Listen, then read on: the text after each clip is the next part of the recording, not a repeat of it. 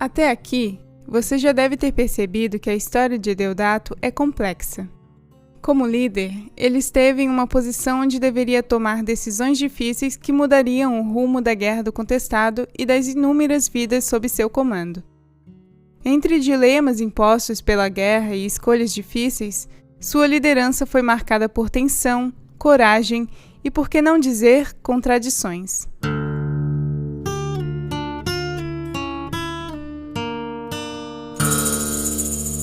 Mas como de um homem comum, um jovem tropeiro, Adeodato se tornou uma liderança de um movimento que mobilizou milhares de pessoas? Como sua trajetória foi transformada por sua fé nos monges e pela guerra? Nesse episódio, vamos explorar os caminhos que o levaram a tornar-se líder dos sertanejos rebeldes. Eu sou Hélio Neto. E eu sou Carla do Nascimento. E esse é o 5º episódio da série As Sombras de um Líder Caboclo, a vida de Adeodato Ramos. Do arado ao facão, da enxada à carabina.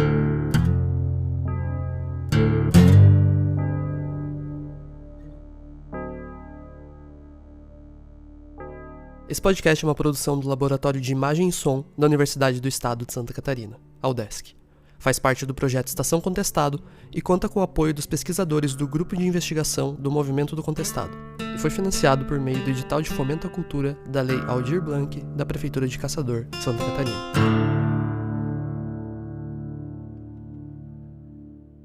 Conforme te contamos no último episódio, no dia 8 de fevereiro de 1914, o exército atacou a cidade santa de Itaquaruçu.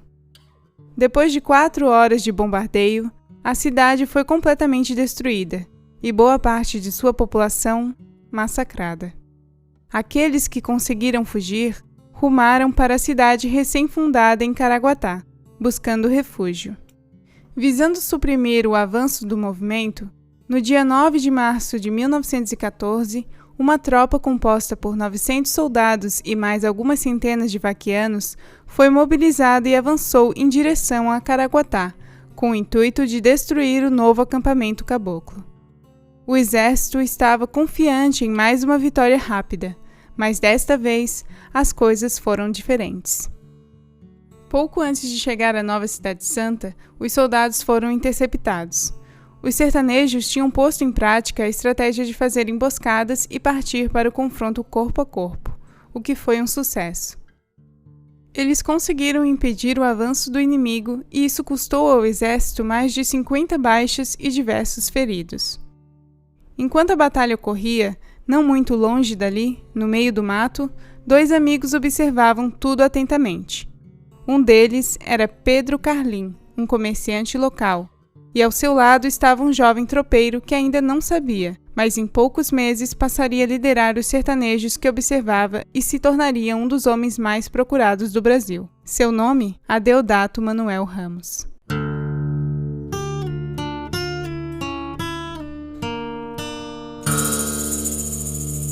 Pouco tempo depois de testemunhar a batalha, Adeodato já estava morando em uma das cidades santas.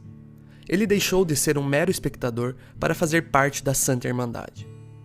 Mas como aconteceu essa virada em sua vida? Quando ele parou de observar e decidiu tomar partido? E o que o levou a se juntar à causa sertaneja? Quando Adeodato se rendeu em Canoinhas, ele afirmou que estava escondido nos matos da propriedade de um fazendeiro chamado José Pereira, na região de Curitibanos, abre aspas, por causa da perseguição dos fanáticos, fecha aspas. No depoimento, ele afirmou que foi capturado por Domingos Crespo, um outro fazendeiro local adepto do movimento sertanejo. Como Adeodato não apontou nenhuma data, não é possível mensurar exatamente quando isso aconteceu. Mas cruzando algumas fontes históricas, podemos especular que foi a partir de maio de 1914, pouco depois da Batalha do Caraguatá. Depois de capturado, teria sido levado para a cidade santa de Bom Sossego, onde a liderança era da menina Maria Rosa. Nessa versão, Adeodato teria sido, portanto, levado para as cidades santas contra sua vontade. As capturas de pessoas para dentro das cidades santas aconteciam como uma forma de fortalecer o movimento de resistência aos ataques das forças oficiais. Entretanto, é preciso destacar que o exército brasileiro também realizava recrutamentos compulsórios de sertanejos para o combate à Santa Irmandade. Mas no caso de Adeodato, podemos questionar essa versão. O historiador Paulo Pinheiro Machado, por exemplo, não descarta a veracidade da hipótese de que Adeodato teria sido realmente levado para as Cidades Santas contra sua vontade, mas afirma que pode ter sido uma estratégia do sertanejo para se defender quando foi preso em Canoinhas, colocando-se como uma vítima. O sociólogo Douglas Teixeira Monteiro também afirma que a adesão de Adeodato ao movimento pode ter sido uma reação natural aos abusos dos coronéis e do exército na região, uma oportunidade de obter reconhecimento e reclassificação social, ou ainda, uma certa curiosidade ou uma busca de aventura de um jovem. Adeodato tinha apenas 25 anos de idade quando entrou para a Santa Irmandade. Mas um motivo que pode ter sido central é a religiosidade, já que Adeodato era um devoto dos monges João e José Maria, e certamente acreditava e se identificava com a luta da Santa Irmandade. Portanto, é possível que ele já estivesse muito mais próximo do movimento do que relutante a ponto de ser levado contra sua vontade.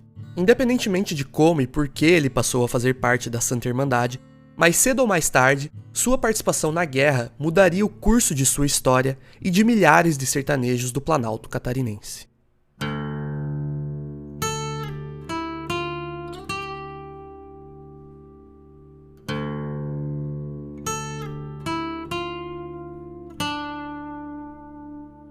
Já dentro do movimento, podemos perceber um fator sobre Adeodato. Sua adaptação foi muito rápida. Ele não era um estranho nas Cidades Santas. Ele estava entre conhecidos, com pessoas que compartilhavam sua visão de mundo, sua fé e seu modo de vida. Adeodato era caboclo e, portanto, se sentia mais próximo das pessoas da Santa Irmandade do que dos militares, empresários ou dos coronéis das oligarquias das cidades próximas. Então, pouco depois de sua chegada, ele já havia trazido grande parte de sua família. Seu pai, Manuel Telêmaco Ramos, seu irmão, Francisco Ramos, sua esposa Maria Firmina da Conceição e sua filha. Uma das práticas da Santa Irmandade era batizar os membros que adentravam o movimento. Seguindo então esse ritual, Adeodato foi batizado como Joaquim José de Ramos, nome que estampou várias páginas dos jornais quando mencionavam o líder dos sertanejos. Seu padrinho, neste novo batizado, era ninguém menos que Domingos Crespo, o homem que, supostamente, o teria capturado para se juntar ao movimento. Tão logo passou a fazer parte da Santa Irmandade, Adeodato passou a ocupar uma posição de destaque. A sua bravura e provavelmente o seu conhecimento da região, graças à sua profissão de tropeiro, fizeram com que Adeodato se tornasse um par de França. Os pares de França eram uma espécie de guarda de elite da Santa Irmandade.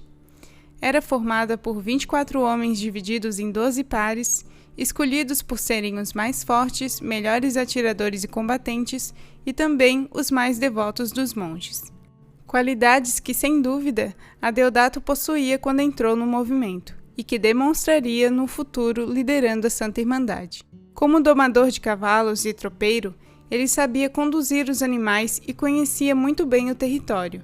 Seus contatos na região lhe permitiram obter informações e comercializar mercadorias, aspectos fundamentais para o abastecimento das cidades santas. Pele de animais e erva mate eram produtos de troca importantes, principalmente com a escassez de mercadorias causada pela guerra e pelo cerco do exército. Além disso, ele era um excelente atirador com um Winchester e tinha grande habilidade com armas brancas. E como falamos no episódio 3, Adeodato possuía uma voz grave e poderosa, além de ser um excelente trovador, o que o destacava nos campos de batalha. Os militares relatavam que, em meio aos combates, era possível escutar Adeodato provocando os soldados.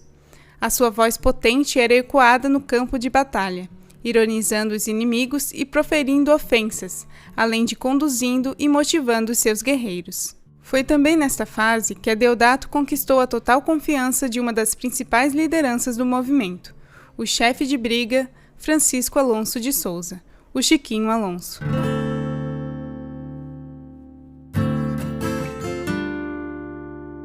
Sob as ordens de Alonso, Adeodato participou de vários ataques durante 1914. No entanto, nenhum o marcou tanto quanto a Batalha de Rio das Antas. Naquela época, Rio das Antas era uma pequena colônia de imigrantes alemães e ucranianos ao lado de uma estação ferroviária da Estrada de Ferro São Paulo-Rio Grande. A vila Era a primeira colônia de imigrantes que haviam se instalado no alto do Rio do Peixe, uma iniciativa da empresa de colonização e madeireira Alamber. Com antecedência, Chiquinho Alonso avisou os colonos de Rio das Antas que o ataque estava por vir, pois ele buscava o objetivo da Santa Irmandade de recuperar as terras antes ocupadas pelos caboclos. Os colonos, entretanto, resolveram ficar na vila e resistir. Para combater os homens de Chiquinho Alonso, o capitão do Exército Nacional, Vieira da Rosa, forneceu aos colonos 50 rifles Winchester.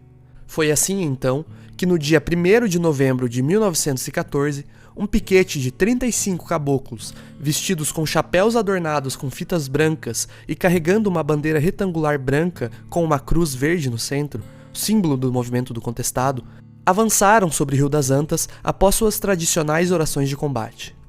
Mas mesmo com a convicção de que José Maria os protegeria, o resultado não foi dos melhores para os sertanejos. 12 homens mortos, e do outro lado, 4 colonos mortos. Após o combate, os sertanejos bateram em retirada e os imigrantes fizeram uma grande fogueira, onde queimaram os corpos dos caboclos mortos. Entre esses corpos estava o do comandante Chiquinho Alonso.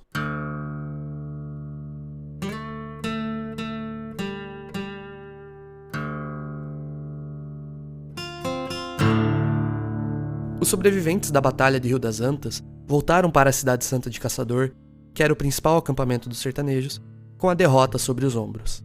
E a atmosfera na Santa Irmandade ficava tensa, não apenas por causa da derrota em Rio das Antas, mas porque na comunidade uma disputa interna acontecia.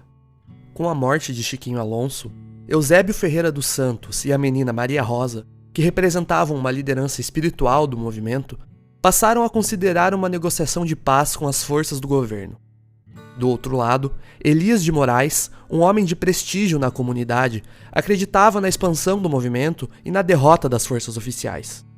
Esses dois partidos dividiram as opiniões dos sertanejos.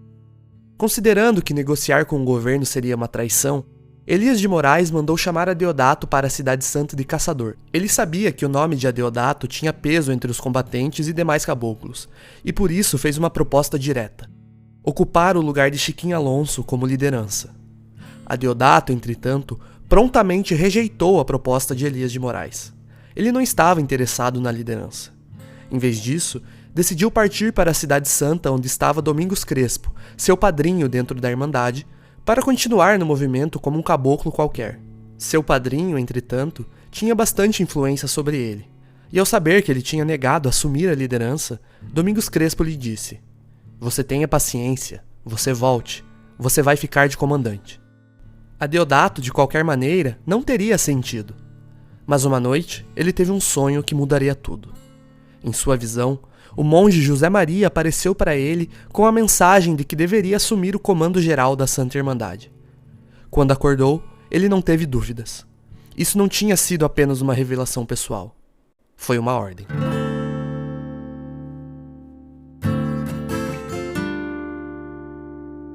Com a certeza de seu destino, Adeodato decidiu aceitar a proposta que havia rejeitado anteriormente.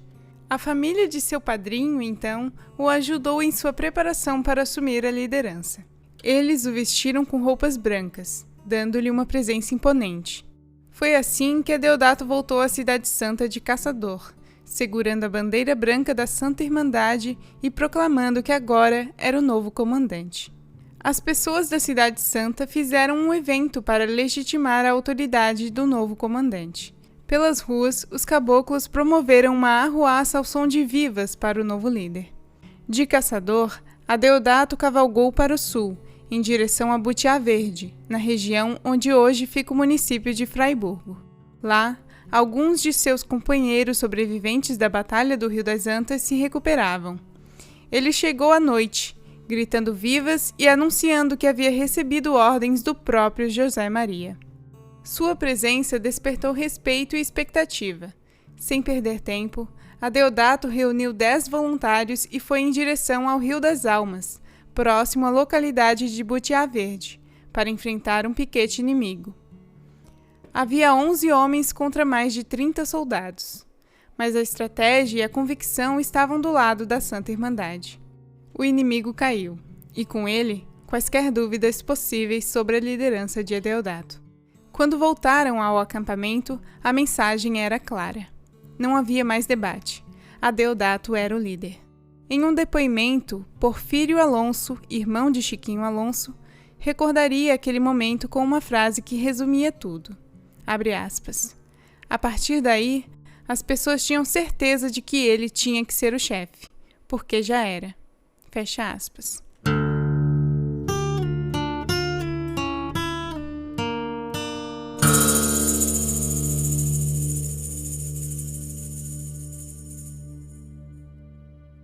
Como mencionamos no episódio anterior, no final de 1914, o exército brasileiro iniciou um cerco brutal para suprimir os sertanejos rebeldes.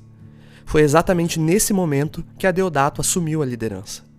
Com o cerco, a fome e as doenças se acentuavam, e a situação da Santa Irmandade ficava cada vez mais delicada. Adeodato sabia disso e precisava agir. Suas primeiras ordens como novo líder foram de interromper a ofensiva dos sertanejos com o objetivo de imprimir um comando mais direto e unificado. Uma de suas ações mais importantes foi a transferência de Caçador para Santa Maria, como te contamos também no episódio anterior. Já no episódio 3 dessa série, quando falamos do julgamento de Adeodato, mencionamos o nome de seu padrinho, Manuel Pepes do Vale, o Neco Pepe, e que no processo, ele de acusado passa para testemunha, e então é assassinado. Bom, quem matou o Neco Pepe foi o próprio Adeodato. Vamos à explicação. Quando Adeodato entrou no movimento, após a Batalha do Caraguatá, além de seus familiares, ele também teria levado Neco Pepe e sua família para dentro das cidades santas. Neco Pepe era um fazendeiro e comerciante, que fornecia gêneros alimentícios para os sertanejos. Entretanto, pouco tempo depois, Neco Pepe abandonou as cidades santas e passou a fazer comércio com o exército também. No processo de Curitibanos, em que Adeodato foi condenado pelo ataque à fazenda Rio Bonito, Neco Pepe constava como um dos acusados porque, segundo depoimentos, antes e depois do ataque, os atacantes teriam ficado em sua casa.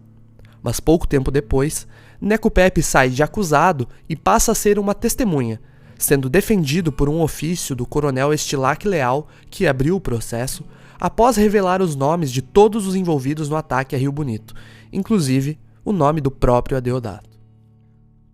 Além disso, Neco Pepe teria ainda abrigado em sua fazenda uma guarnição de 30 soldados logo após a destruição da cidade santa de Santa Maria no início de 1915. Sabendo de tudo isso, Adeodato entendeu as ações de seu padrinho como uma traição, o que não era tolerável. Assim, alguns dias depois de reorganizar os sertanejos após a destruição de Santa Maria, Adeodato e seus homens invadiram a fazenda de Neco Pepe a tiros. O comerciante tentou fugir e foi baleado na perna, caindo próximo a um córrego nos fundos da propriedade. Ali mesmo, ele foi executado. Adeodato ainda teria ordenado que ateassem fogo na casa de Neco Pepe. Como já mencionamos, não era comum que membros da Santa Irmandade matassem mulheres e crianças, mas segundo relatos, a esposa e os filhos de Neco Pepe teriam sido poupados a pedido de Manuel Telêmaco Ramos, o pai de Adeodato e amigo de Neco Pepe, que também estava presente no ataque. Para o sociólogo Douglas Teixeira Monteiro, esse episódio seria um momento emblemático de ruptura com a ordem social vigente. As relações de compadrio, no início do século XX no sul do Brasil, representavam uma ligação complexa entre o padrinho, o afilhado e seus pais. Além de vínculos sociais, o apadrinhamento também expressava um vínculo religioso através do catolicismo. Matar o padrinho era equivalente a matar o próprio pai. Adeodato estaria, portanto, com este ato, rompendo de vez, ao mesmo tempo com o antigo mundo dos coronéis e com o catolicismo oficial. No próximo episódio dessa série, iremos explorar um pouco mais sobre as relações de compadrio no sertão catarinense e as relações entre Neco Pepe, Adeodato e seu pai.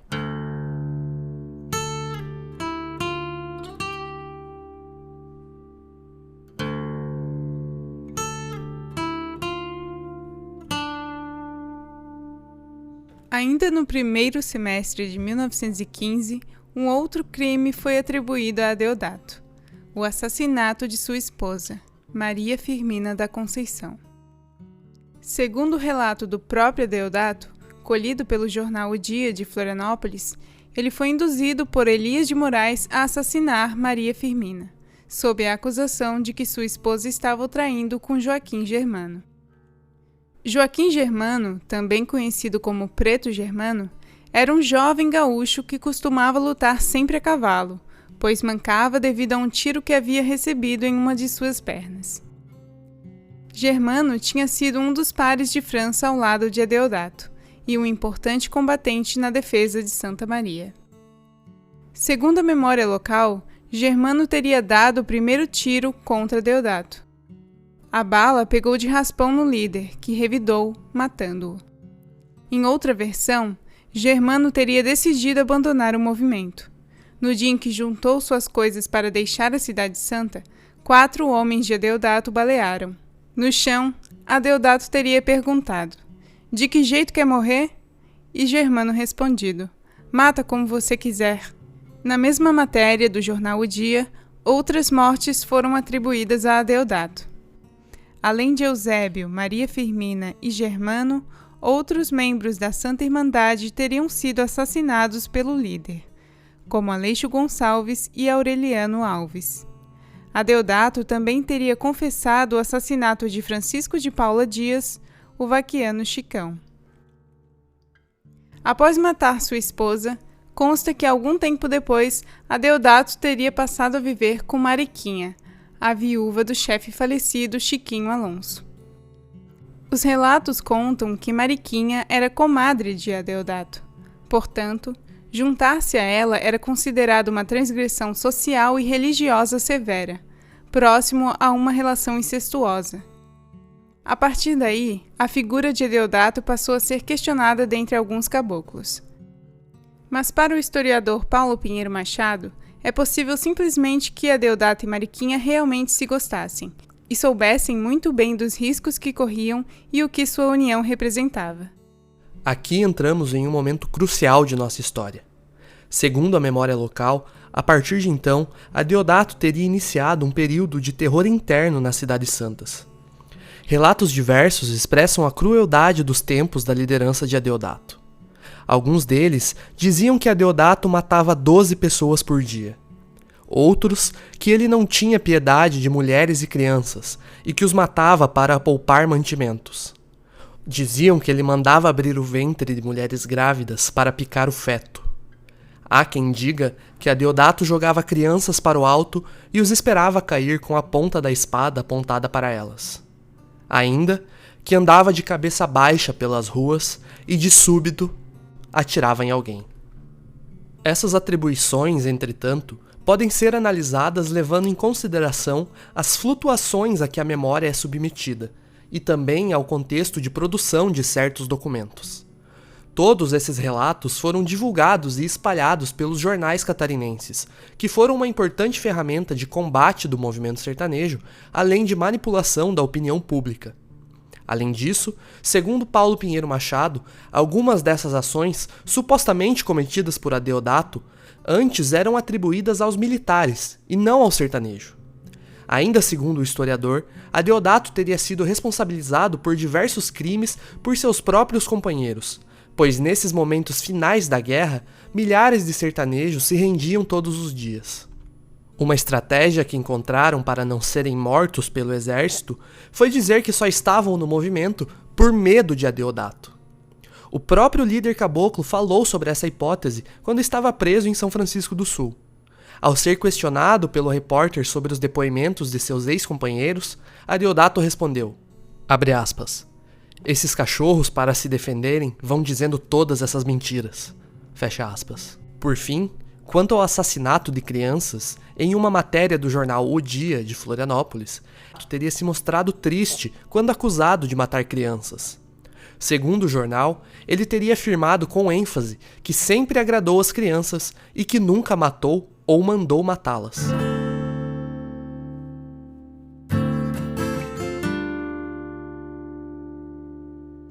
Em questão de meses, Adeodato Ramos passou de um jovem anônimo a líder de uma comunidade de milhares e comandante de um exército rebelde.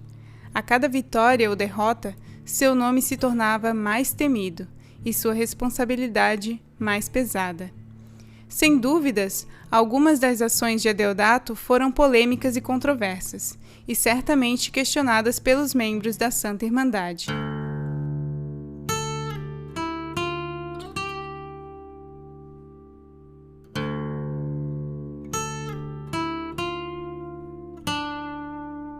Nesse episódio, buscamos te contar como foi a trajetória de Adeodato de observador à liderança, suas ações quando esteve no comando e o início de sua demonização na memória. Seguindo nossa regressão na história do líder caboclo, iremos tratar das origens de Adeodato.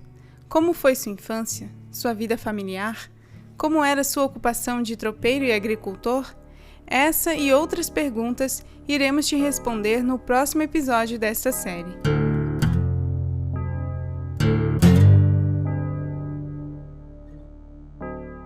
Esse podcast foi financiado por meio do Edital de Fomento à Cultura da Lei Aldir Blanc, em parceria com a Prefeitura de Caçador, Santa Catarina. É uma produção do Laboratório de Imagem e Som da Universidade do Estado de Santa Catarina e do projeto Estação Contestado. Se você gostou dessa história e conhece alguém que também iria se interessar, compartilhe esse episódio e conheça o projeto. Além de podcasts, também produzimos documentários, material didático para professores, oficinas com a comunidade, pesquisas acadêmicas e muito mais. Convidamos vocês a acessarem nossas redes sociais. No Instagram, @estacal.contestado, Estação Contestado sem tio e sem cedilha, e Estação Contestado no Facebook e no YouTube. Lá, você vai encontrar diversos conteúdos de confiança e de qualidade sobre a Guerra do Contestado. Todas as fontes pesquisadas e citadas se encontram na descrição deste episódio, assim como a bibliografia consultada e e-mail para contato. Obrigada pela sua audiência e se quiser saber mais sobre essa história, siga ouvindo os outros episódios de As Sombras de um Líder Caboclo, A Vida de Adeodato Ramos.